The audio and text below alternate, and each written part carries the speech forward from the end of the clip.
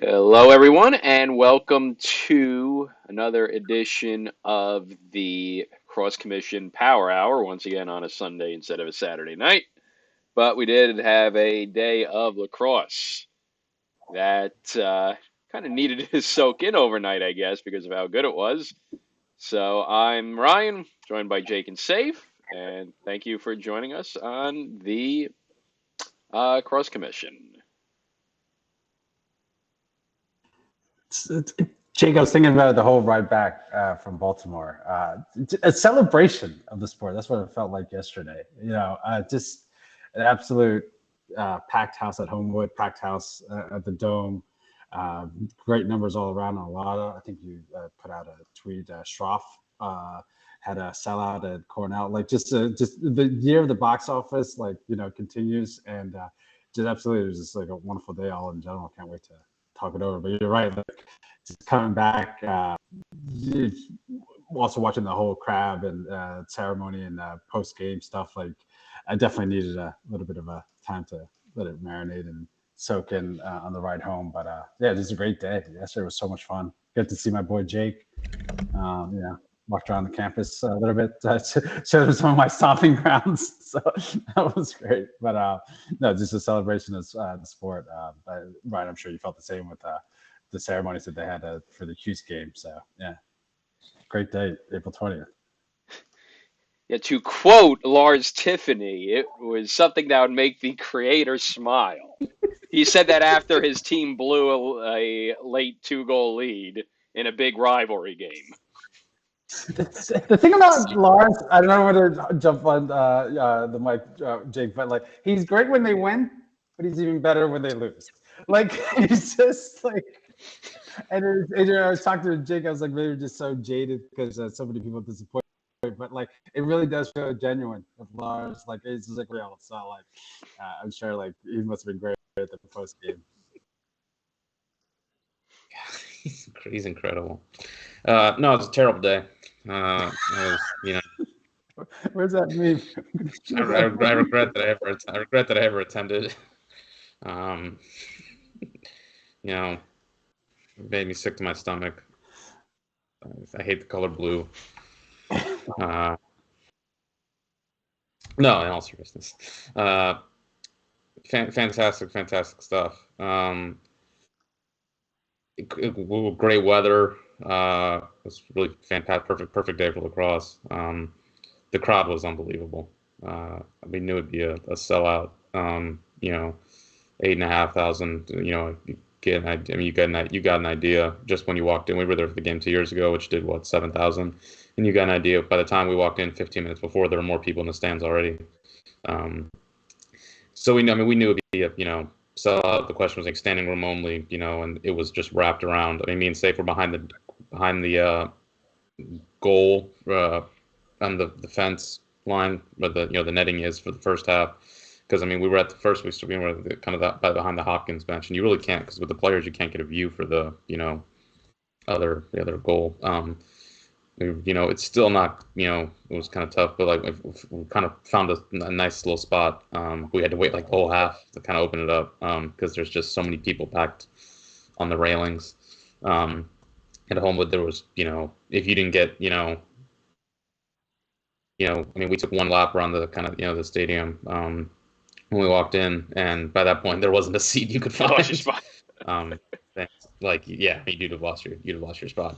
And then like halftime, no one got up and moved either, because there was nowhere to go. Like I could just imagine the concessions. Like it's just like, oh yeah, it's just unbelievable. Yeah, I forgot to mention last week at the Notre Dame Cornell game. The only thing I didn't like was that the concession stand line was like wrapped a good 50 yards of a line for one concession stand at LIU. That's when you need their Chick-fil-A hustle mentality where they run to the patrons with like the tag.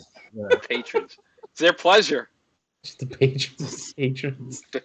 Yeah, they hustle, man. They shout out to Chick. Yeah, that's true. Yeah, they got the double lane drive through. Oh my god, they put in work, It's crazy. They shut down the Chick-fil-A around here for like 6 months to build that. Took 6 months to build that double lane drive-through. It was. To do it right, yeah, Ryan. No, it's just right. Do it right, don't do Do it. it right. Yeah. Don't do it. Yeah. Uh, yeah, I mean, just you know, contrasting, you got a bunch of red, you had a bunch of blue. I think it was about 50-50, split down the middle. Uh, yeah, you really can't ask for much more. I mean, you get, you know, 10,000, I mean, 10,400, or was it Homewood? One of the top three biggest crowds in the history of Homewood Field. You get 8,400 at the Dome.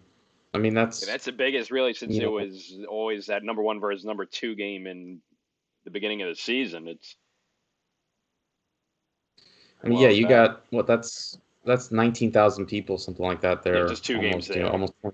almost, yeah, and just almost 20,000 people in just two games. That's safe put up a video. Yeah. Um, yeah, that's where we were at for the second half. Um, so 20,000 people for just two games is incredible, and it was you. It's just such a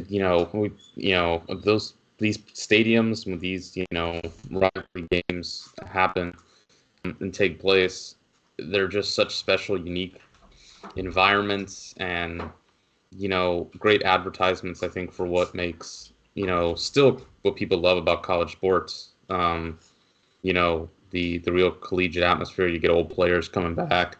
You obviously had the jersey retirement at Cuse with both Paul Gate, and you had so many legends there. You know, at Hopkins, you had tons of former players. I mean, literally, we turned around at one point. Kyle Harrison's, behind us, like talking, just talking to fans. You don't get that at a big college football game or a big college basketball game. There were a bunch of I know Hopkins players who. Old Hopkins players who went and celebrated with the current team after they won and they got the crowd and so it's really and of course I mean the saves from the video Yes. after Yeah. the Sorry, I'm trying game. to get it where we can see the Skype. There we go. Here. Yeah. So save Scott the video up here. Yeah, and I mean you got I mean that that's where the Hopkins parents are. It's like the parents are all down on the railing there. Um, you know, hugging the players after the game. If you're a fan like us, we're like you're 20, 30 feet from, seeing it all take place. Um, you know, it's really unique, just how much, this is kind of the fans and, the teams, interact and kind of the view you get at these stadiums. Is that Ron Daniels? Sorry, Jake, to interrupt, but right here, shout out to the Hopkins Fan Lex forum. Sometimes get on President Daniels. I think that's him at this point right here, shaking hands. Great catch by you. Shaking hands with Milliman and the AD. Yeah, no, Yeah. you're right. Intimate moments you don't really catch, they're right within like 10, 15 yards. We literally right when we were walking around, we started to make our lap and we heard like the Hopkins, we caught the Hopkins team like running through the, onto the field. And there's a video up on, if you go, we got tons of videos up there, but we caught, the Hopkins team running out onto the field. At Homewood, it's like, just, you're like, where else, you're going to, it's college football to a degree, but it's just, it's different, at some of these in college basketball and some of these old stadiums, but yeah, it's just really, really unique what these, kind of stadiums and atmospheres can bring to the sport. And I'm sure the people who are at the Dome on Saturday can express kind of similar with again all the old players coming back and the atmosphere you could hear on TV was kind of Yeah, it was buzzing loud on TV. So I can only imagine what it was like in there. And this is the stuff you want. I mean, Yeah, and again, Arlotta, packed house, OSU sellout for a rivalry game. The Cough had a good crowd. Usually, I think we'll just stick it with this I think I like this window a little bit better. So actually, give me 1 second. I'm just gonna move this one layer forward. I think we're gonna stick with this. Give me a sec. We'll flip that. There's the power hour. Yeah, you had 3,300 at Arlotta, 2,800 at the Cough, 2,800 at Class 1952 for Princeton Penn, which I feel is like the biggest crowd they've done in a couple of years, or a long time, because it was bigger than the Cuse game last year or the Cornell game a few years ago. Sellout Ohio State, Michigan Saturday night. So, Duke had I back-to-back don't. sellouts. I mean, they didn't play this weekend, but Yeah. like in the run up to like this weekend, like everybody's been doing really well. No, I mean, we've had a great run of great run of weather here. It feels like the last couple of weeks where all these games are being played, and just great. The exact climate environments you want for lacrosse. I thought it was, I think we retweeted it. Was John Paul, the old Michigan coach, said it. Like, look, good games, great games, but even just good games, But good games in good weather are going to draw good crowds. And you put great games with historic programs in front of, like that's going to draw good with weather like this. That's good. Or the dome. The dome's it's kind of obviously, that's going to draw great crowds. And it's like that's everything you're looking for this as an advertisement for the sport. I mean, if you want to advertise the best kind of for the sport, it that's what you want. You obviously had an amazing game, and then you had being able to be outside and experience that at Homewood. The crowd looked we heard it looked incredible on TV. It looked incredible there. No matter where you were, that's the best advertisement you could want for the sport of lacrosse, and it gives it a lot of. It feels really like there's a lot of it's the most juice and kind of excitement around the men's game and that there's been, I would say, in a long time. I feel like the season's been great. The games have been incredible. The crowd's good. It's like this is the most kind of juice there's been from in a long time. Yeah, and I think it kind of connects. We've been seeing it, especially with women's sports, with women's volleyball, women's basketball. Also, the beneficiaries are going to be the spring sports with the two lacrosses, baseball and softball, where people feel jaded with all the realignment and all the nonsense with football, and men's college basketball has lost the sauce, and they're turning to the other sports to fill that void. I think, and I think it's going pretty well with that. And I think lacrosse is one of the sports that's the beneficiaries. I mean, we've seen it again. It speaks for itself with women's basketball getting higher ratings than any basketball game period in the past couple of years. Women's volleyball, big boost. We saw it with men's ice hockey. There's more buzz over the Frozen Four than there is the Memorial Cup now in hockey circles. And one of the beneficiaries is lacrosse as well. And I think we're looking into a very exciting May, both in terms of attendance, in terms of ratings. There's going to be a lot to look forward to in the next month. All right. If you're someone who looks at college sports and you're like, as Brian said, you feel jaded by it. You couldn't be at Homewood the way we were and experience all of that post game and not come away just really finding that like, wow, that's cool, man. Like that's really cool. I mean, you get to see the way the Hopkins, it's safe to say the intimate kind of the Hopkins team celebrating. You see the Maryland players like walk by like right in front of him, which I mean it's incredible, kind of like dichotomy, and again you don't, the way the families are interacting with the players, literally like right after the game. I mean, I like go to the locker room and like and say like no, like or like they come back like no, like right there, like as the game. In the fence, like Yes, like it's like they just came down, they walked down 5 feet and walked to the rail line, and the players walk right there, and boom, like there you go. And this happens at games all the time. Like you see it on like after they. I wish we saw it more. like you see it all the time with like at these games where like they show when they have like extra time on the end of the broadcast and they show the players signing autographs or throw balls to kids, like that's what people like love it. It's like it is such a very it is the benefit of it being a niche sport in this degree is that you get this, you're not going to get in a bigger, more commoditized corporate sport with where like there's 50-60,000 like and there's benefits to that obviously like look I mean say if we're talking about the potential of the Final Four this year feels like there's certainly potential for something really good depending on the teams and things like that, but this is what you love about like this is when the season's at its best to me is when the games are on the campuses and you have sold out crowds and you have the players interacting with their families and the students and things like that. That's what makes it great. And so yeah, if you couldn't come away feeling anything like this is super cool. At any point, I thought it was cool, and I'm like the Maryland fan sitting in the Hopkins section watching them all cheer. Yeah, so let's start the timer. We haven't started the timer yet, so let's get into those games. So yeah, let's start off with the game you guys were at. Hopkins 7, Maryland 5. Defensive duel, as we figured. It really came down to, I think, Hopkins really being able to clamp down on that Maryland offense.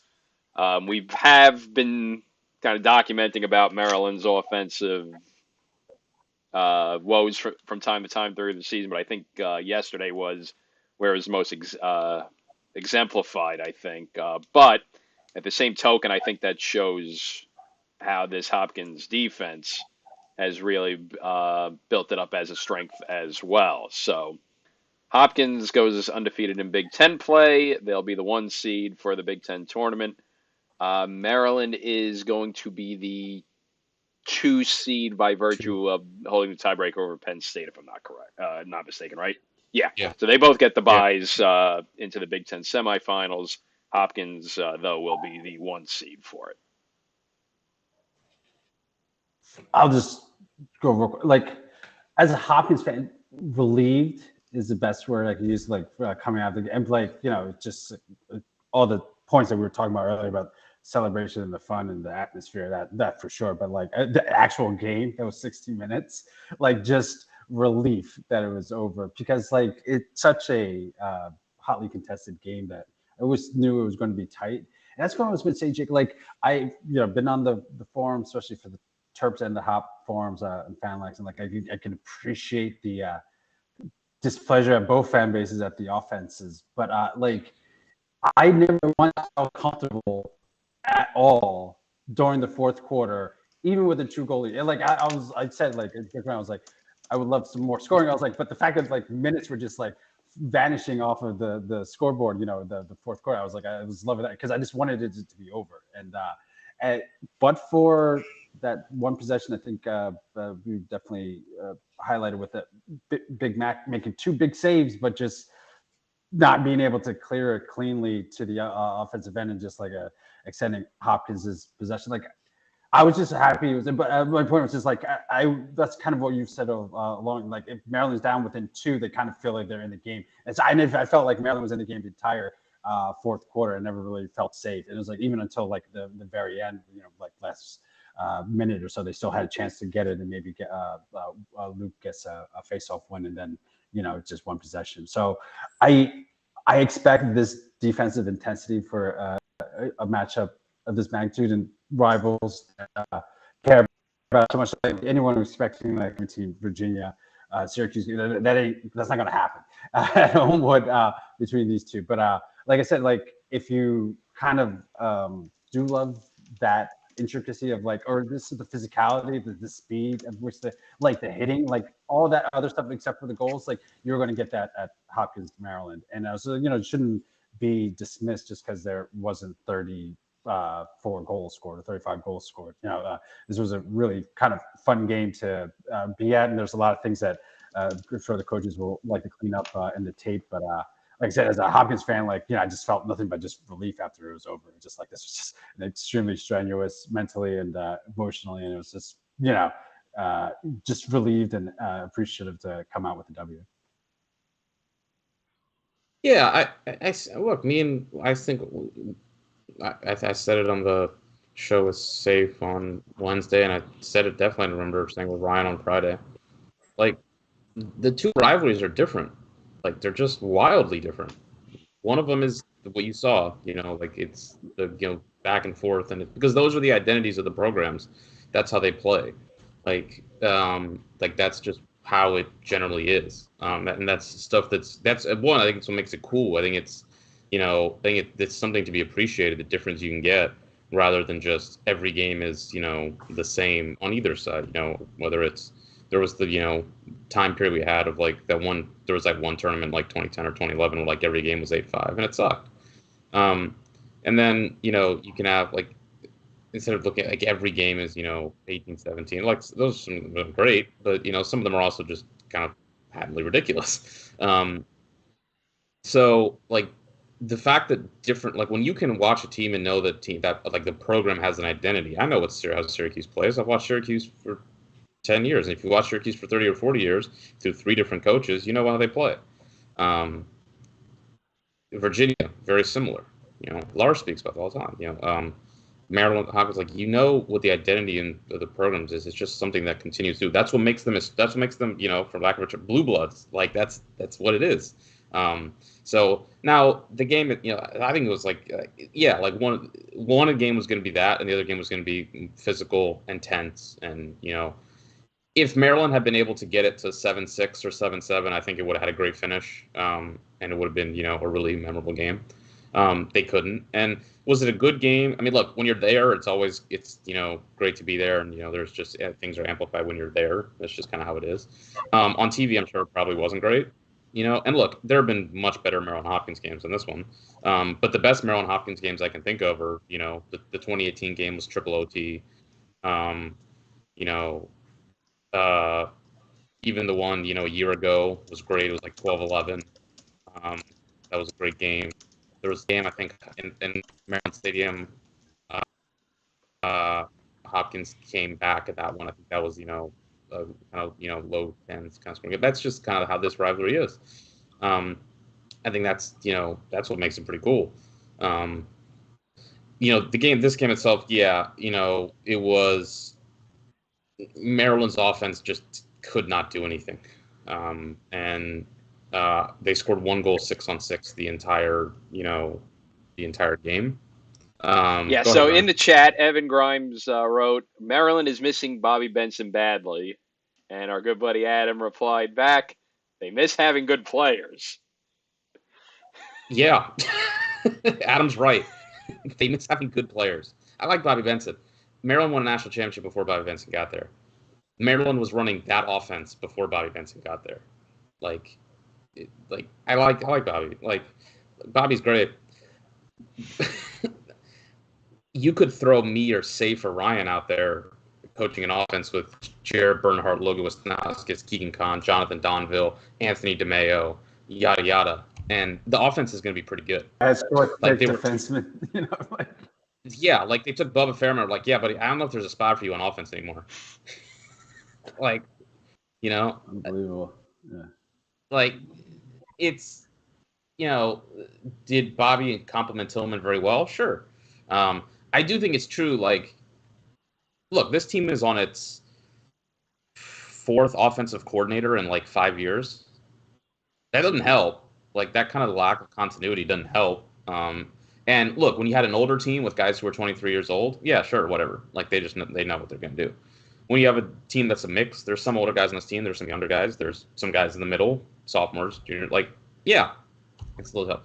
Mostly, yeah, Maryland just doesn't have the guys, and that was evident on Saturday. And I think that's what's generally true across the board. With like all this, there's so many different takes and stuff about Maryland's offense, and it's like some of it's true. Like I think there's things you could do better. But like, look, they scored 2 transition goals in this game, so it's not like as if they were bereft of transition. It was almost half of their production.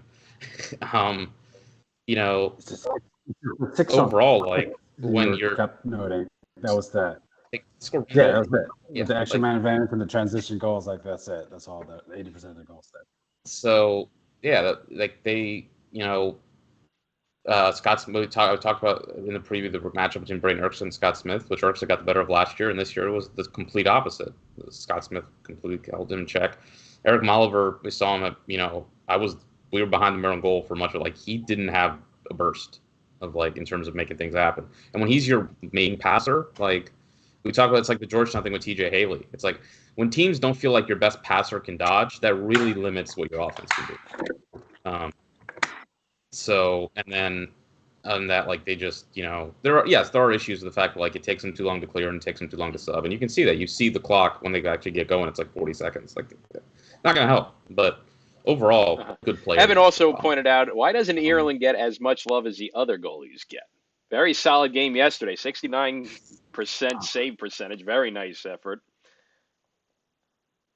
On a dank day. He was fantastic. 69% on 420. He was fantastic, yeah. Maryland had nice and dank. Nice. But yeah. Yeah, I thought Safe can speak about the impact he's had on Hopkins. I think it's a fair question.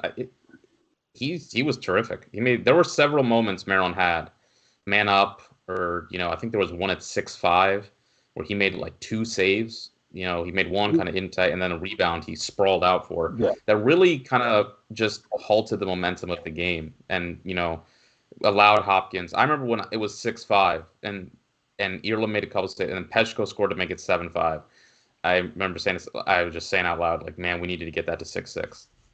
And when it got back to 7-5, it was I don't know. And that was the impact it made. Both goals. But yeah, Ireland.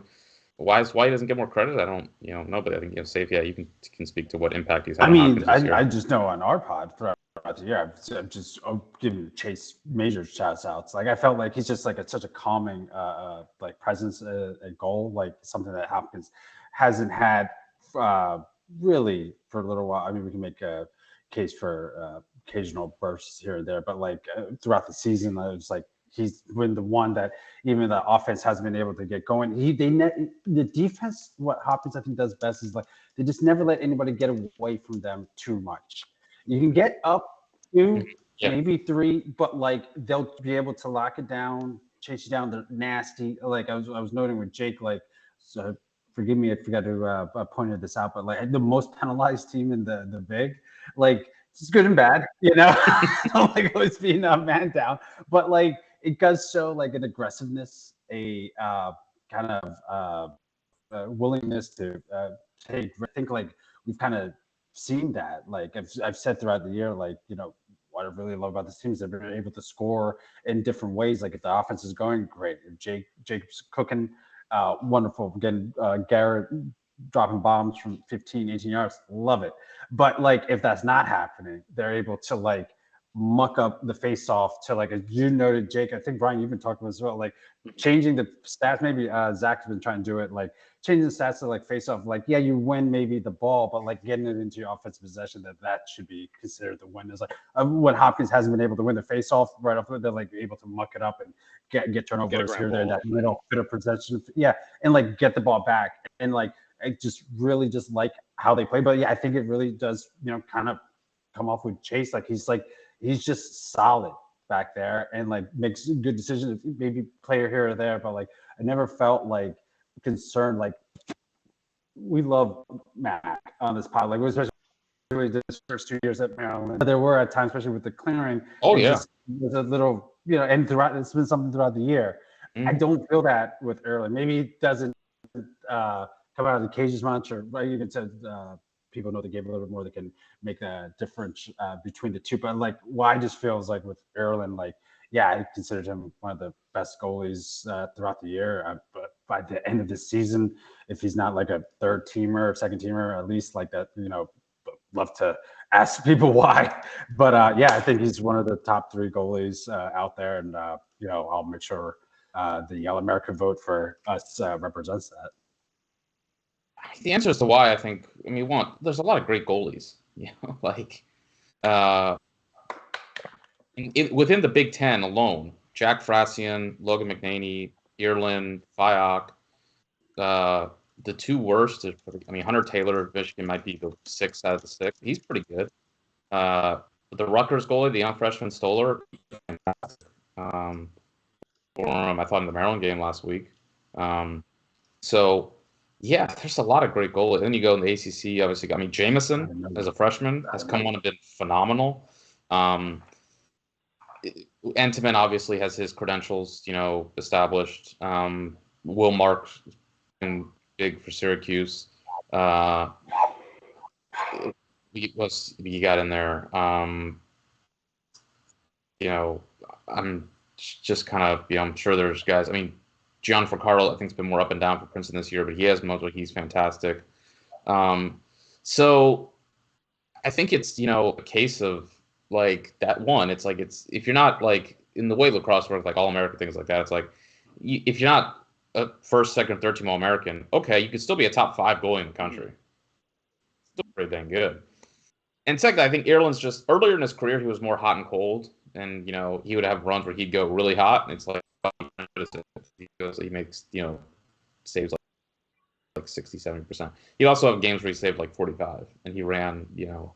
I think now he's just very consistent, and he doesn't have many. He's like a golfer, sort of like he just makes a lot, and like he didn't make the Eagles. He didn't make highlight saves, the other guys do. But like he doesn't have really bad games. And so I think you notice that a little less. Is like his kind of variance is just very, stacked in. Whereas some guys like Frasian. Also, a lot of it has to do with the defense as well. Like Penn State's defense, Frasian is required to make 17, 18, 19 saves. Like the way they play, they're more, willing to give up those kind of saves. Hopkins' defense, and this is what really benefited them against Maryland. I think it's like they are aggressive, they're quick to slide, they go after you. And when this is the case, like you're going to force turnovers, you're going to, make life kind of hell on the other team, and it's going to be less reliant on the goalie than some other systems are. Which is, it's just there's different ways of playing defense. Rutgers, when they had Colin Hurst, like their defense was in large part reliant on just letting Colin Hurst save 12, 15-yard shots so he could send it down the other field, and off they went. So I think that's part. But yeah, he was fantastic. He made some key stops at times. Hopkins' defense was tremendous. This really the story of the game. And yeah, like Hopkins had a couple guys who were able to make one-on-one plays at different points. Peshko dodged, scored a goal. Grimes scored from behind and scored a goal. And that was the difference in the game at the end, I thought. All right, so that gets us to our other big rivalry game. And if you thought Syracuse-Virginia games were helter-skelter before, holy crap. Syracuse, 18, Virginia, 17. Biggest adage to, right. Yeah, safety. Just before the Hopkins, Maryland, I think we talked about like the 2018 and 2022 Maryland teams in particular, but like pretty much every team that's gone 5-0 in the Big has gone to the Final Four. That's the 2016-17 Terps, right? 2021, I guess that counts too because you guys definitely went undefeated. So it's double. I don't know. So yeah, bodes well for Hop fans. Pretty much every team like it's gotten like 5-0 in the regular. Every team. 16 Maryland, 19 Penn State, 21 Maryland, 22 Maryland. Every team has gone at least to 17 Maryland. Three of those. Wasn't 17 Maryland? No, they went 4-1. They lost to Ohio State. Oh, I thought you guys went 5-0 with that one. Yeah, no, they went 4-1. Those are the teams that go 5-0. So everyone's gone at least the Final Four. 3 of those 4 obviously went to Memorial Day. So yeah, it's good. It's a good omen. Look, this league is hard, man. Like it's every team's top 20, ish around there. The games are generally played tighter, because they're more slow paced, physical. You saw with Hopkins, they had to come down from 5 goals and beat Ohio State in overtime. In order to do it, they had to beat Penn State in overtime. Took 2 overtime games. Like that's they didn't run the table by blowing everybody out. They had to work for that. Yeah, and that's the thing. Is like of the other 4 teams, those were kind of 22 Maryland, 21 Maryland, 2019 Penn State. Even 2019 Penn State had to win like last week of the season overtime. I remember. So like it's a tough league to do this in, and so if you can do it, it definitely bodes well for what Hopkins is capable of in the tournament. Sorry, Brian. Yeah, that's a good. Yeah, so Syracuse 18, Virginia 17. A big, another very big case in the point of lacrosse is a game of runs, because that's what this game was all about. Virginia off to a fast start. Syracuse takes control of the game, then Virginia takes it back. Then Syracuse goes on a run back. Then Virginia was pulling away in the fourth quarter, and then Syracuse has a late charge. They're down by 2. They get on a late charge. Dwan's goal to tie it up is just the most ridiculous thing I've ever seen in my life. Just a behind the back long goal in the middle of just a massive humanity to pull that off. It's Syracuse, Virginia. It's the most. It might not be the biggest rivalry in college lacrosse, but you know what this reminded me of? The 90s and the 2000s, where this was the funnest rivalry in college lacrosse, where even, as a Syracuse game, even in the games we lost, we just felt like, man, that was a rush to watch. That was something else. And I mean, I think Lars Tiffany agrees with that sentiment, as we said at the top of the show, where he wasn't mad at all. He loved this. This is what lacrosse is all about. But yeah. Well, that's what Lars says publicly. In the locker room, he was not too happy. But no, it's just an absolute sugar rush of lacrosse. And just, man, it's Syracuse, Virginia. I mean, it's the game before the season where if you want to tell someone that's new to college lacrosse, what's one rivalry game that I gotta check out and watch? Recommend this one because you're going to get just an absolute rush of offense, but at the same time, some solid defense here and there as well. Spurts of it. There is some good riding. There is some good trail checks in this game. I know that that's the most Syracuse Virginia thing I've ever heard. There were good trail checks. There were good ground ball. I mean, every ground ball was a war. There were some blue collar stuff going on in it as well. It wasn't just all about. Remember the white collar lacrosse bit? It was 18-17, but there were some hard hitting moments in it too. White collar lacrosse. You know what I mean? Like a Goldman Sachs recruitment of white lacrosse. This is. White collar lacrosse. I mean, it's at its finest, and we respect white collar lacrosse. Everyone talks about blue collar lacrosse, but here at the Crosse Commission, we appreciate and love white collar lacrosse. And this was at its best right here. Can I give you a couple of Lars quotes just to get us started? Yes. Just from IL's piece. Today was an epic, heroic game. We lost today's battle, but we haven't lost the war. Virginia coach Lars Tiffany said. Heroic game. Was it these two teams,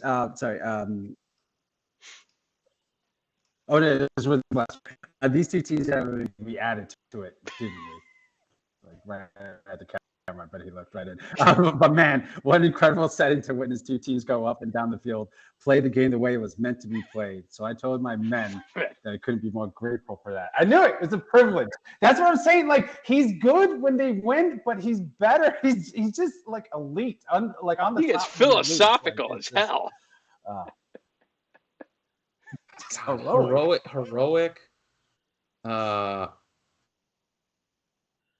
Lost the battle. Lost the battle, but we've not yet lost the war.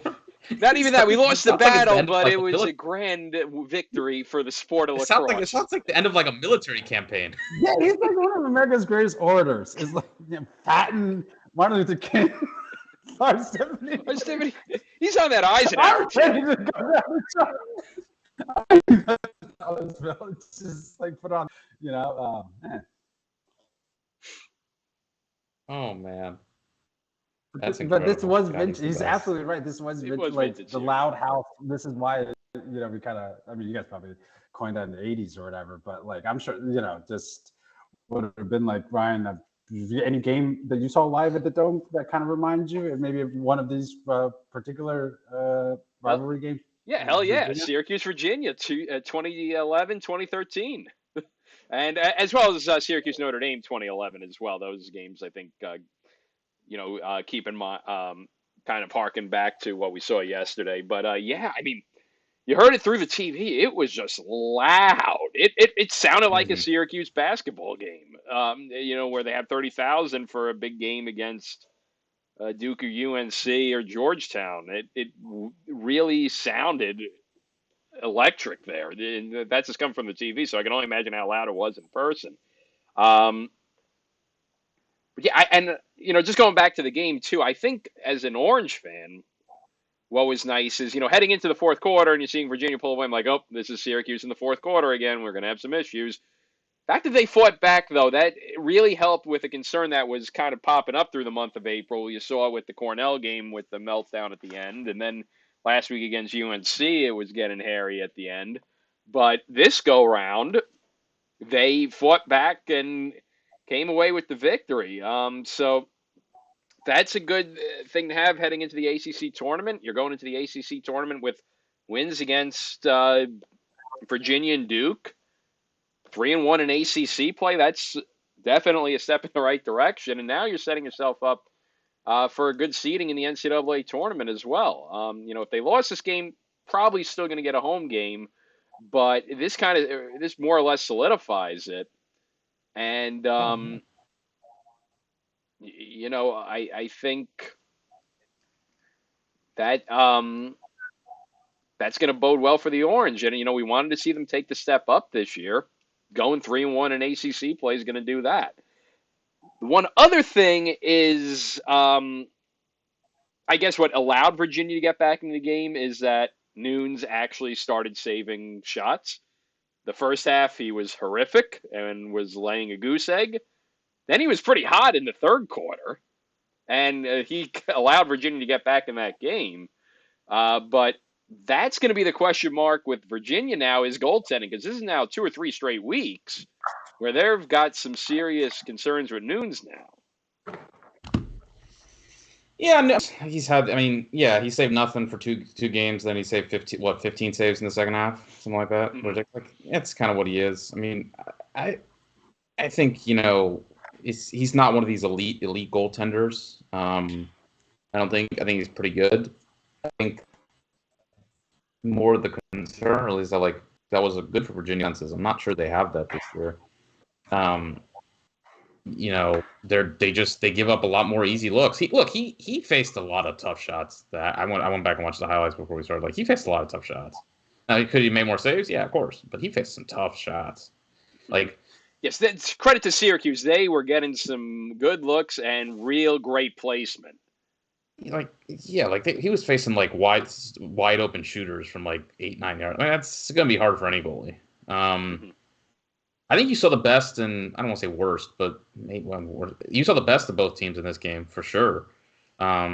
Hughes puts up 18 goals. I thought this was the best game Owen Hiltz has played in since his freshman year. He was fantastic. That's huge for Hughes, especially because Spallina was a non-factor. Yeah, Spallina no points at all, I think. Yeah. I don't think he got an assist at the back end, but yeah.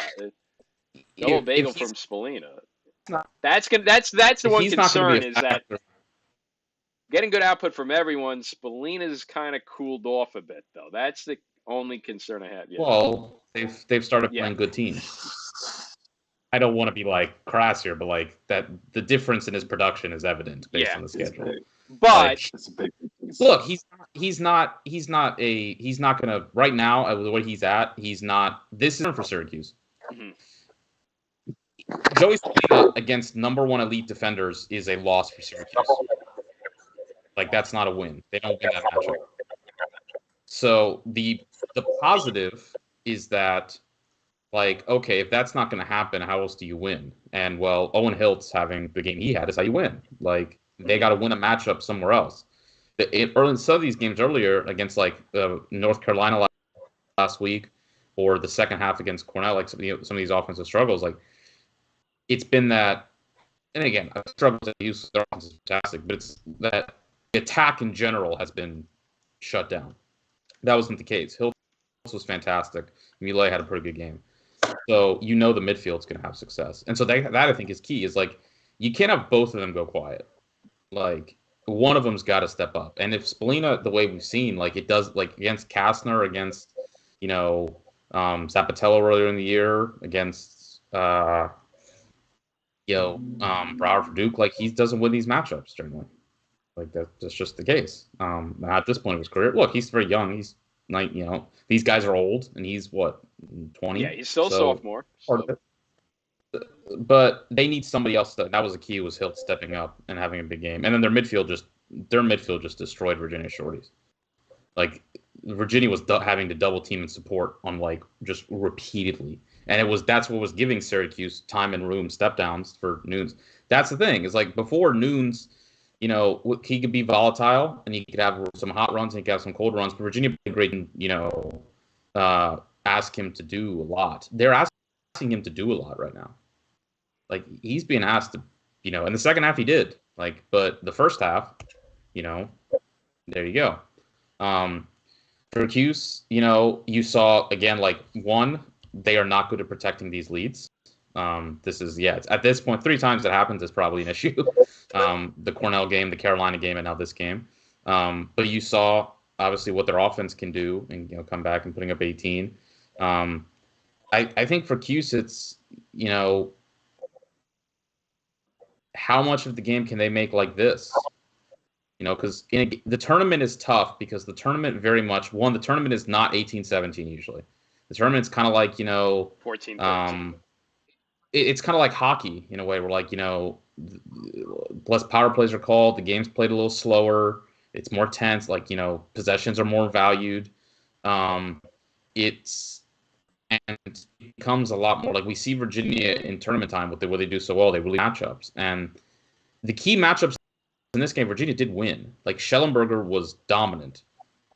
Kastner held Spleen in check, but Cuse made it a real, a fire wagon. They made it an up and down game where they can benefit because they've got guys in the middle of the field that Virginia just doesn't. Stevens, English, some of these guys like. Virginia's not, and Shorty, Virginia's a bit weaker. So I think that's what is going to be interesting going forward is, in a game that's, in the tournament where it gets, generally lower scoring and slow down, can Cuse adjust to that? Or can they change it? Can they just enforce their, pace on the game? And for Virginia, this is not the Virginia team of old. The defense is, got some real kind of weaknesses, abilities there at the rope unit, and they don't really push the pace as much. Like so, and kind of they're not as dominant in the middle of the field where they really have kind of made their mark. And I think it's going to be interesting to see how they adjust to that heading into the tournament, where that's been their advantage. Like they're able to whittle it down because they own. No team can kind of change the tempo on them. No team can make it some, fast-paced kind of game. And they can really just then say, all right, it's going to be 6-on-6, half court, our guys, your guys. But if teams can do this to them, well, that makes you more susceptible to being upset. That makes you more, so I think that's interesting. You saw, like there were some, you saw kind of the lower both these teams, but you also saw what makes, them fantastic and, how brilliant the offenses were. Nunes had a great second half. Mark had some big saves for Cuse. Mark, I think, was just more consistent. That was the key. And then, of course, the Dewan flip shot and, things like that. So, yeah, great game. I was watching the highlights. When you felt early, just the swings and, the way the crowd was reacting based on the swings, it was just really special stuff. I might go back and watch the full game a little later because I got a DVR. Yeah, and a very nice ceremony for Paul Gate as well at halftime, too. Very good interview in the second half that Kark had with him, too. Just talking about how, how he and Gary, just feel so, special for what they've done with the program and, help with pushing the sport of lacrosse forward and everything and how honored they are to, play a part in everything. So seek that out too if you're watching the replay of the game too. Very nice ceremony, of course. Paul Gate dealing with some health issues after very bad injury, left him paralyzed below the waist. But good to see him there at the Dome and be honored with that jersey retirement. As we like to say, though, as Jake and I were saying on Friday night, at this rate, Syracuse is going to do this like twice a year now, finding another number to retire. Yeah, we're getting close. Ryan We got Ryan Powell night, 2025. I don't know how. Yeah, we still have more Powells. They're going to retire each individual. They're going to retire each individual. Yeah, Powell. I think like, we're only. I think we've only got Casey, so we still got Ryan. We still got Mike. Or no, did we do Mike last year or Casey? Okay, so we still got Casey and Ryan, if I'm not mistaken, right? Yeah, definitely. I don't know if they've done those, but yeah, they're going to retire each individual Powell. They got to do. Then they'll do one for all of them. They'll do one for all of them. No, we got that's for the Ring of Honor. That's for the Ring of Honor. With like 3-2, like 2-2-2, something like that. Well, we've got to do a Ring of Honor ceremony for each of them. We got to do ones for. We got to have another Roy Simmons ceremony. I don't know. Name the tunnel after Roy Simmons Jr. We got to get Cody Jamieson and Abbott and Nims, Joel White. We got to get Galloway. Don't they have a number for the defense? Yes, now 11. Too? Yeah, 11 11. 11. Start doing number 11. We got to do a Desco night. Yeah, well, we got to wait for everything to be all clear for Desco, and then do that once the dust is settled. Gary Gate for what he did with ceremony for his work with the women's team. Just celebrating Gate lacrosse. Just a Gate lacrosse night, sponsored by Gate lacrosse. Gate lacrosse night, sponsored by Gate lacrosse and Lacrosse Unlimited. In collaboration with the wine merchant, Ryan. That was for you. That wine merchant. Yes, the wine merchant. That was a great bit back in the day. Wait a sec, that Blue Jays having a freaking alcoholic beverage. That's approved by the university? Well, these places are wanting to keep their mascots away from the saucy stuff. They're supposed to be for kids. No. At Johns Hopkins, they don't even have them old in a natty light. They go straight to the wine, saying, "Hey, we're Johns Hopkins. We're stuffy in this." I was gonna say that's not what Jake and I saw in the Blue Jay zone. Like they were definitely advertising that.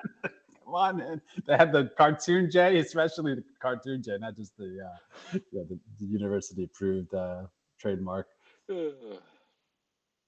So, contrary to popular belief, there were more lacrosse games than Maryland Hopkins and UVA Syracuse. Really? How about Michigan holding on against Ohio State in primetime, speaking of rivalry games? It was... Yeah. As soon as Save showed me his parlay on the phone at Homewood. Oh, folks. The Buckeyes almost came back. They almost pulled it off. Oh, man. I thought we've had multiple interventions for you, Safe. How many more do we need? You're like, I walked away, Ryan. I walked away. I showed patience. I showed compassion. I walked away. It literally didn't even take them winning a game for you to come back. They were like overtime losses. I was there, and I was like, this was a test. I joked around with Jake. I was like, if they win this game, I'll make my preseason top 15. But as soon as I showed it to him, I knew it was all going down because Hopkins was doing okay. Cuse obviously pulled out that win, and then I was just like, how I feel about this day is going to hinge on Ohio State at home favored, and it ended the way it should have ended, with hope that was dashed at the last second. Like I was like, when they were down 4, I was like, this is horrible. And then like as they chipped away, it was 3 goals in 26 seconds. 26 seconds. Unbelievable! Like just get you right back in, and then. Just that last minute and a half, Jake, your DM was where the worst thing could happen. You know, Ohio State got to think it over. They're the last possession. Like, Because they were humming where they were just like they were just going to the cage. Like early on, Michigan was like they had no clue how to defend it. They were all over the place. And Ohio State was just attacking, just decisive, quick, and they found opening. And they had Michigan really unsettled. And granted, the way it kind of played out, the last possession would have been a more settled 6-on-6. But I don't know, man. I would have been like, look, man, we got these guys on the ropes. We scored 3 goals in 26 seconds. The stadium's going nuts. Literally shaking. Like I was watching the telecast, like you saw the camera guys, like just couldn't. Yeah, like it was going. They were going nuts, and the offense was feeling it. And it, I'm like, man, I would have let it play out. I would have just, just gone and trust the guys. Like, and they got a decent look. I think they drew a slide and they made the pass, and I think Michigan got a tip in it. And they also had one shot before that I think Taylor saved. So it wasn't a bad possession, but it's like largely Ohio State they're just more predictable. Out of timeouts and things like this, you kind of know what it's going to be. And I think that, like Dixon said it on the broadcast, he's like, Ohio State's they're trying to get it to a guy, kind of midfielder, maybe Matthews, maybe Island, like look to drive towards, the middle of the field, kind of one-on-one. And Michigan was just going quick slides. I mean, they were like, we are not going to let a guy get his hands free and shoot here. And so they were prepared for that. I think if, you kind of maybe let it play out, it would have been, you can just maybe catch them, especially because, again, Michigan was like that's the thing is always like, calling time was like, you let the defense get set up too. And catch their breath, like all that, like just, hey, let's settle down here, that type of thing. Just like calm their nerves. Like it was, there is something to just like constantly attacking and just not giving them a chance to, because they're definitely on their heels at that point. They're like, what? Mm-hmm. Yeah, we're up 4 comfortably 30 seconds ago, But that's the thing with Ohio State. That defense, like it makes it a miserable experience for everybody. Every game is relatively close. They probably should have won that Hopkins game, had the Maryland game in their hands. The Michigan game right here, just started out their comeback a little bit slow. But I don't know what that means. Did they find something at the end there that hey, we have nothing to lose here, and then maybe do they? Especially because these two teams play again next week. Right back around, and then there'll be the fourth. Then take Hopkins, I guess. If they win Michigan, they would play Hopkins. Yeah, it would be the winner. I wouldn't want to play Ohio State at Ohio State if I'm Hopkins. And we've seen for 2 years now, at least 2 years, where we can even throw that Rutgers 2002 year. The top 2 seeds, it's not that great to have the week, and then all of a sudden rarely have we seen both 1-2 seed reach the Big Ten championship game. So it's been 3 years. Right, it's been 3 years, I think. And it's aside from Maryland's run, obviously. Maryland Rutgers in 2022 was the one. It was, other than that, it was 2021. Hopkins made it as the. Gosh, what was Hopkins the last seed, the 6th seed? Of 2021, I would feel like it. That was, I think. No, Big Ten didn't expand its 6 teams till a year or 2 ago, right? After COVID. After COVID. It was 21. Okay. Yeah. It was 2021. 2021. Hopkins was the 6th seed, and 2023, Michigan was the 4 last year. Because they made that run, and I was wondering how low there's. So yeah, you've had a 6 in this kind of format. You've had a 6 seed make a run. You've had a 4 seed make a run.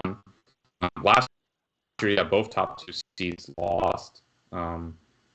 So it's certainly back in 2019. I mean Hopkins was the 2, but they were kind of they were definitely coming from kind of making that late run. Yeah. So it can be a 2016, that was Maryland Rutgers. Rutgers was the 2 that year. So it's gotten more earlier in the 2016, 2017, 2018. It was very just kind of chalky, in the 4-team format. This format does give, a team just get some momentum and just get some confidence. That's Michigan. Their offense is the best their offense has played in a while, and they were talking. It was this was the game last year for Michigan. They were able to beat Ohio State, and then they were able to beat Ohio State again. I think they beat Ohio State the last game of the regular season, and then beat them again in the first round. And they got that 2 rivalry game wins, and they kind of just, it was just they got over the hump. in these Big Ten games, and that propelled them to obviously winning that semifinal and then on to the championship. So it'll be interesting. Yeah, I think next week, Rutgers, Penn State, Panzer is going to be the favorite. But Michigan, Ohio State, you obviously got Michigan's success in the tournament format, and then you got Ohio State. If they can, Ohio State, man, they got to get. I think that's like, obviously it's a must win because it's your season alive. But like, man, Ohio State missing the tournament at that stadium that'd be a big blow. That's what I'm saying. Like, if they win this game against Michigan next week, like, then you're playing a night game at Columbus, like at Hopkins, who has historically not done well playing road games at Ohio State since they've been in the Big Ten. And then it's just like short rest, and then you're the Big Ten title game. Even if you're Maryland and you come back, like, I don't know if like Maryland wants to play Ohio State again at Ohio State, like it's for Michigan and Ohio State. Like, it's the same thing as Michigan last year. Like, it matters more. Like, it's just Michigan. Yeah. There are 3 teams in this tournament who are in the NCAA tournament. Like, obviously, and like Ohio State and Michigan are not those 3. Michigan, I'd be very surprised if Rutgers beat Penn State. I'd be shocked. Anything else, like, I have a hard time seeing Ohio State put together 3 games with that offense. But look, you get to be at home, and and like Safe said, just take it one at a time. Just like and similar to Safe, what you were saying too. We see that all the time in the Patriot League tournament too, where the teams that play in the quarterfinals get that momentum and parlay it into a berth in the championship game. Maybe not necessarily winning the auto bid, but how many times have we seen a 3 or 4 seed in the Patriot League make it to the championship game? 100%. Absolutely. That could. God, the Patriot League this year could be. Speaking of the Patriot League, Friday night when Jake and I were looking at the results, like, okay, Patriot League's kind of settling. Loyola beat Navy. Then guess what happened yesterday? BU had a 3-goal lead heading into the 4th quarter, and Lehigh wins 13-12 in overtime.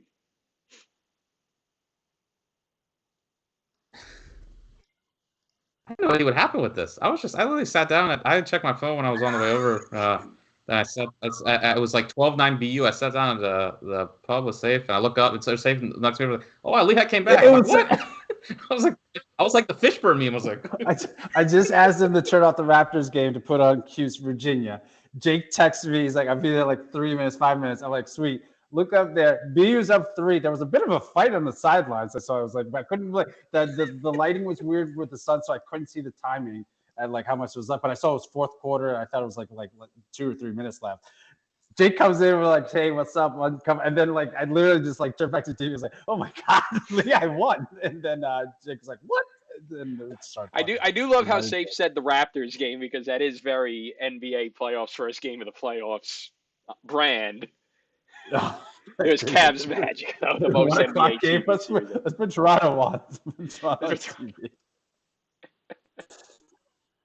I'm going to go to the RIP, the 6-way tie. Though, if Merrimack wins their game today in America East play, we will get a 6-way tie or 5-way tie or something like that in the America East. So, just giving you an idea of what. The America East is now. It needs Merrimack to win though, right, today to get that for that 6-way tie in place, right? Okay, here we go. I got the Patriot League. So right now, there are 4 teams at 5-2: Army, Loyola, Lehigh, and Colgate. Now next week is Army and Loyola. So the winner of that game is going to have a shot at being the 1 seed in the Patriot League tournament. The loser is not. Next week is Colgate BU. So Colgate's got to beat BU at home to maintain a shot at this. Within these 4 teams, Colgate's 2-1. So that's a positive for them. I'm going to run down the full tiebreak here. So Colgate's got beat BU to get to 6-2. Then Lehigh is 5-2, and Lehigh is at Lafayette. Now, look, BU lost to Lafayette, so you can't just chalk that up as a win. But it feels like I mean, Lehigh's got the potential inside track, to be the most likely team to get to 6-2. I mean, they got the easiest matchup. So multi-team ties. I love this. Revised February 2024. Just good timing. So in the case of multiple ties, more than 2 teams tied for the same spot, the following process will be used. Records between the tied teams will be evaluated to determine if one team won more contests against the other tied institutions. So basically, it's like the 4-team record within the record head-to-head among these 4 teams. So Lehigh beat Colgate, lost to Army, lost to Loyola. They're 1-2. Colgate beat Army, beat Loyola, but lost to Lehigh. They're 2-1. Army beat Lehigh, lost to Colgate. They're 1-1. And then Loyola lost to Colgate, beat Lehigh. They're 1-1. So right now, I think it would be Colgate, I guess. Or I think it'd be Colgate at the moment, within this kind of group. But again, like, we'll see. If it's just a 2-way tie, it's head-to-head. If let's say we got 3 teams, if it's still a multi-team tie, if a tie still exists, a comparison of records will be conducted for each team, starting with the highest seed not involved in the tie and continuing through the lowest seed if necessary. We also then see we've got sport-specific tie-breaking procedure, which is goal differential between tied teams. So goal differential of total league competition. RPI is even in here. As the last tiebreaker. Brother. The last tiebreaker is RPI. Remember when the BCS used to do with the league? Yeah, you used the BCS ranking. Oh boy. So RPI is highly unlikely, but potentially in play. Well, that's like with college football conferences now use college football playoff committee rankings to break tiebreakers. Yes. Which is arguably even worse because you're just using the ranking of a subjective group of people. At least you know the RPI math. That's incredible. So the America East, so Albany and Merrimack, I think, are just facing off, and this does require Merrimack to pull a pretty big upset against Albany. But right now, Albany's at 4-1. Bryant, Binghamton, Vermont, and UMBC are all 4-2. Merrimack's 3-2. Pour one out for our America's team, NJIT, because they're 0-6 in the America East. They've all been pretty in these close games, too. so it's they not, haven't been pretty close. It's just flew too close to the sun. Yeah, but, and UMass Lowell is the foundation has been started. The fire started just early. That's early, yes. And UMass Lowell still has not won a game since little Gronk ripped up. The fire rises. He was, yes, the fire rises. Live rizzed up baby Gronk. I don't know. Either way, UMass Lowell hasn't won since that got posted. Maybe somebody LSU Jim won the championship. Yeah. Maybe they need somebody else to get rizzed up or something. Live somebody else up. I don't know. I can't believe those words came out of my mouth. Alrighty. We only got 8 minutes, Jim. We got quite a couple other games to talk about. The wildest play of the day came at Princeton as the Tigers beat Penn 15-10 with the greatest goalie goal I think I've ever seen in my life. Full field up there with Blaze. Is this the new Blaze Reardon goal? You remember Blaze's great Go Blaze glove? Mm-hmm. That was good too, but this was that backhanded, backhanded. Yes, I mean we thought we had it with the other week with the game winner goalie goal. Now we got a backhander goalie goal. I think this is better than Blaze. Yeah, this is just wild. A backhand goalie goal. The backhand part is. That's nuts. I mean, John Fercaro's goal And he was like getting triple teamed and everything when he did the backhand. It's just absolutely insane. But that almost sets the table for the Ivy League. Brown still holds the tiebreaker. So Brown beat Dartmouth 14-11. If Brown pulls off another upset against Harvard, which at this point don't count it out because they're on a 2-game winning streak, and they have beat UMass as their non-con win. So Princeton still could be out of the Ivy League tournament if Brown upsets Harvard. And well, actually, Brown's ahead of Harvard in the Ivy League standings, and then Princeton would need to beat Yale in New Haven. That's what I'm saying. Princeton has to win. They don't have to win, but it would make life a lot easier. I would treat it. You got treated like a must-win. Yeah, because the way Brown's playing, here's the thing. Princeton Yale is at 12. Harvard Brown is at 3:30. And then Dartmouth Cornell is at 4. So Princeton kind of needs to win to make themselves comfortable because if they lose, Brown can beat Harvard. Princeton's got if Princeton beats Yale and Cornell not going to lose to Dartmouth. But, look, if Princeton beats Yale, they're the 2 seed in the Ivy tournament, you figure. They would be the 2 seed. Because you figure Cornell is going to beat Dartmouth and be the favorite. So Princeton could get to the 2. If it is conceivably possible that there is a 4-way 4-2 tie. If Cornell loses to Dartmouth and Princeton beats Yale. It's not going to happen, but Penn is done at 4-2. They are in because there's no way for them to get usurped by anybody. Cornell's really done. Yale will be in. Yeah, Cornell beat Harvard 15-8. So Cornell and Yale, technically, everybody's in except for it's Princeton or Brown. Yeah, it's Princeton or Brown. So the Ivy regular season title, Cornell holds the tiebreaker over Yale. And but if Penn gets to 4-2. I don't know what the tiebreaker is because they have a win against Cornell and a loss. Cornell wins, and they host the Ivy League tournament. Yeah, that's easy. And they're at Dartmouth for what it's worth. So you figured that'll be again. If Cornell loses, then it could all get crazy because Yale could win and go 5-1 and host, or Yale could lose and we could have a 4-way 4-2 tie. But Cornell, you figure, has the inside track to being first, and again this year hosting the Ivy League tournament because it's at conference sites. Yep. Yeah, no more doing it at Columbia, hoping that they would add men's lacrosse. Those dreams are gone.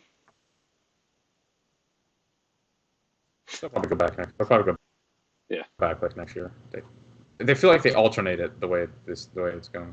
Because 2 years ago was at Brown. Let's see what else. Notre Dame beats North Carolina 14-6. Richmond beats UMass 14-12, so that sets up the game we've been looking forward to for about a month now. That Richmond St. Joe's game, probably the underrated, low-key, one of the best games of the weekend next weekend. St. Joe's themselves beat St. Bonaventure 24-3. Held them to just a field goal. Some exciting overtime games, too. Jacksonville beats Air Force 10-9. You had Mercer beat Queens 10-9 in triple OT. There is a 3-way 7-1 tie in the ASUN. Air Force is 7-1.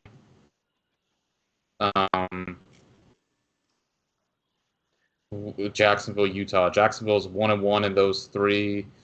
It's so I don't know. That's gonna be another fun tiebreaker because they all lost one. Yeah. Yeah, Air Force has Robert Morris. Utah, Jacksonville has Bellarmine coming up. Utah has Queens. They've each split their games. Air Force beat Utah, but Jacksonville beat Air Force, and Utah beat Jacksonville. After a horrendous start, my Utah pick is starting to look okay now. Well, I think you did talk about them making a quarterfinal. So Jake, they've won 9 of their last 10. Jake, they're one of the hottest teams in the country. Do they have the Let's, longest win streak in the country now? 6? How many have they won? No, St. Joe's. St. Joe's hasn't lost in 2 months. Sacred Heart. Did Sacred Heart lose this week? Sacred Heart win? No, Sacred Heart won. Yeah, 13-12 against Canisius. They're now up to a 1, 2, 3, 4, 5, 6, 7, 8, 9 in the country. Yeah, Sacred Heart has the 9-game winning streak going. Well, Hopkins is only at 5. Yale's on 1. Yale's on a heater, right? Yeah, 1, 2, 3. Yeah, they haven't lost a bit. So yeah, they're on 7. All right. Mm-hmm. All right. So one of the best win streaks in the country. Wow. One of the top 10. That's the one thing you notice with this time period. Like, it's almost kind of like the Peloton and like these major bike races where like everybody's moving. Like, there's like this weekend, like at the top 20, I think there's only 2 losses, or at least in my top 20, Virginia and Penn. I think those were 3 that had the losses this week. Pretty much everyone else won or was like idle. So I'm just looking at these. I'm looking at these league races. A10, you've got St. Joe's and Richmond. A10 set. It's St. Joe's. Do UMass and High Point play next week? UMass plays, yes, High Point at High Point. Okay, so that'll be for the 3 seed, and then obviously St. Joe's and Richmond are playing to not host. The A10 tournament will actually be at UMass this year. So it will not be for hosting, but it'll be for the 1 seed. Big East, Denver is 4-0. They've won the league. Georgetown is 3-1. Then you got Providence and Nova at 2-2, and I believe they're set because St. John's is 1-. Who does St. John's has? Their only win was Marquette, so Nova and Providence. And who does St. John's they do play? They do play Providence this weekend. So okay, so that'll be for the. I mean, Providence beat Nova, did they not? Providence, yes, did beat Nova. Yes. So if Nova loses to Georgetown and St. John's beats Providence, you could have a 3-way tie for 3rd through 5th in the Big East at 2 and 3. It's possible. Unlikely. The likely outcome is Providence winds up being the 3, plays Georgetown. Villanova winds up being the 4 and plays Denver. But Villanova is the host of the Big East tournament this year. Big Ten, we already talked about. Ivy League, we already talked about. Patriot League, we talked about. MAAC, Sacred Heart is locked it up. MAAC ended regular season play this week, I believe, as well. I think their tournament starts next week with the quarterfinals. I think there are a couple more. Yeah, they have because they have a 6-team tournament, the MAAC, right? Okay, yeah, their regular season's done, it looks like. So that's set. And I mean, they could play the week. They could play the way the Patriot League does it. I think they got more games. Yeah, they got more games. LIU is 6-2. They play Quinnipiac next week. No. They played Quinnipiac yesterday. LIU won 10-9 against Quinnipiac. They did? Oh, okay. Yeah, I think the MAAC is done after yesterday for regular season. Let me see their tournament. Yeah, like everyone's at 9. Yeah, so MAAC, it starts next weekend with the opening round. So it's Marist versus Siena in the 4-5, Manhattan versus Quinnipiac in 3-6. Semifinals are the following Thursday. Sacred Heart's the 1 seed, LIU's the 2 seed. Now, Sacred Heart said MAAC full member, right? Because it's hosted by the higher seeds in the opening round and by the top overall seeds for the semifinals and championship, but a MAC full member must host. So now we're quizzing ourselves on are they in the MAC in all sports between Sacred Heart, LIU, Manhattan, and Marist? Sacred, I think they are.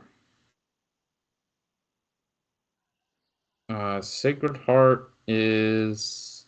Sacred Heart's got a bunch of different. No, so Sacred Heart's not. LIU's not because they're in the NEC. Manhattan is. And Marist is, Quinnipiac is, Quinnipiac. Siena is. So what you're telling me is that So the it's semifinals are going to be hosted by the highest seed of the quarterfinal round? so Quinnipiac, Marist, and Siena. Who's the 3 seed? Manhattan. Then Manhattan would host, would they not? Because Manhattan's a full member, aren't they? Yes, Or they not? are. So then Manhattan Yeah, hosts. they're That is the definitely stupidest thing I've ever heard in my life. It's so sick. That's so sick. Yeah, so right That's now, wonderful. current full members, Sacred Hearts. They actually can do that. Sacred Heart won every game. Dude, they went 9-0. Who's the last team to go 9-0 in the MAC? That Spider-Man point meme, they said, no, point of me. Now, wait, Yeah. yeah, because Sacred Heart's a full member of the NEC, but they're going to be, I believe they're heading to the MAC full time. So Did they just add this year because all the league is splitting up? probably, This feels like something that just got added yeah. this So year. member institutions, Sacred Heart and LIU are both not full time members. Sacred Heart will be a full time member though next year. So does that mean we have a loophole where Sacred Heart can still host because they are going to be a full time member? I need to find this out. I need to send an email to somebody. We got to see the annotations of those rules. There's got to be at the time, they're a member, not set to join. Yeah, so that's a good loophole because Sacred Heart's currently not a full-time MAC school, but they will be. So does that make them a full-time MAC? God, this is sick. It's unbelievable. I need to find this out. It's gonna consume my life. All right. Yeah, so let's run down the games again. Moving on. The ASUN is we talked about 7-1. Bellarmine is 5-3. And there are games next week, but that could shake it up. But the likely outcome is that Bellarmine last week plays. Bellarmine's got the head-to-head over Cleveland State. So even if they lose, Bellarmine. So the America East is not America East. Pardon me. ASUN is locked up. It's Air Force, Utah Jacks. Well, somehow this gets sorted out, and then Bellarmine is the 4 seed. Which we talked. We did not talk about the Colonial. Yeah, so Towson, Delaware will determine who's the top seed next week. Yeah, so two big St. Joe's, Richmond, Towson, Delaware, two big time mid-major games. Yeah, both top, and all 4 of those teams are top 20. So mm-hmm. That's going to be very interesting next week. So yeah, Towson and Delaware are 6-0. Fairfield's at 4-2. They're locked into the 3 seed because there's a 4-way tie of teams at 2-4 between Monmouth, Drexel, Hofstra, and Stony Brook. Hofstra and Stony Brook play each other in the Long Island Derby. Monmouth, what do you know, plays Drexel. So the winner of those 2 games will make these. Well, then it goes into the tiebreaker of who gets the 4th seed. So you got 4 teams tied currently for 4th place. They are all head-to-head, but then you go into the tiebreakers of who are the 2 teams that win those games. It's just tiebreakers on top of tiebreakers. That might need to be the title of the next pod. Tiebreakers on top of tiebreakers, yeah, because these conference races, man, are getting... Just get nuttier and nuttier every year. All right, that's everyone, I think. America East, we talked about, there's... Albany could, if they win, be clear at 5-1 for now. Then there's Bryant, Bing, UMBC over there. It's a mess. ACC doesn't matter, so whatever. The conference tournament hosts ACC's in Charlotte. ASUN is at Air Force. A10's at UMass. Big East is at Nova. Big Ten is at Ohio State. And then all the other conferences are hosted except for the MAAC.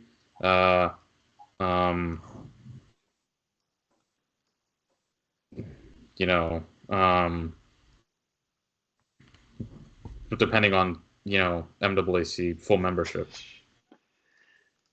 All right, so real quick, other games to wrap things up. We'll just go through the full scoreboard. Right now, Merrimack's leading Albany 2-1. But yeah, Mercy beat Queens. Bryant beat Binghamton 17-11. Detroit Mercy 18-10 over Bellarmine. Um, see, Utah 16-7 over Cleveland State. Denver beat Providence in a high-scoring Frozen Four game, 7-4. Absolute tribute to their college hockey programs. High Point beat Hobart 11-10. Georgetown 20-6 over St. John's. Marist 14-10 over VMI. UMBC 13-6 on NJIT. Towson 17-2 on Monmouth. Fairfield 11-10 on Stony Brook. Delaware 13-6 over Drexel. Hofstra 21-5 on Hampton. Villanova 12-6 on Marquette. Colgate 18-8 on Holy Cross. Robert Morris 10-9, spoiling Lindenwood's final senior day, 10-9. Manhattan 10-5 over Wagner in a New York City derby. Siena 14, Mount St. Mary's 7, and Vermont 18, UMass Lowell 9.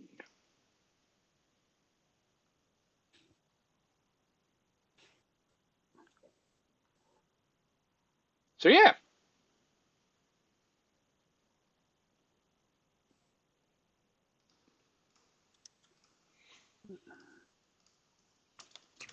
What a day. What a weekend. Absolutely. All right. So as always, we thank you guys for all checking us out and watching. We'll be back at it midweek with another preview podcast to get you set. And as always, subscribe to us here on YouTube. You can subscribe to our Patreon, like the video, subscribe with the channel. Patreon, if you don't know us, Patreon at the Crosse Commission. $5 a month gets you all sorts of good stuff. And subscribe as well on your favorite podcast listening out platform. We are on it. And follow us on Twitter at college_cross. So for all of us here at the Crosse Commission, thank you so much for spending your Sunday early afternoon with us. And as always, stay hydrated. Like lunch president. See you out there.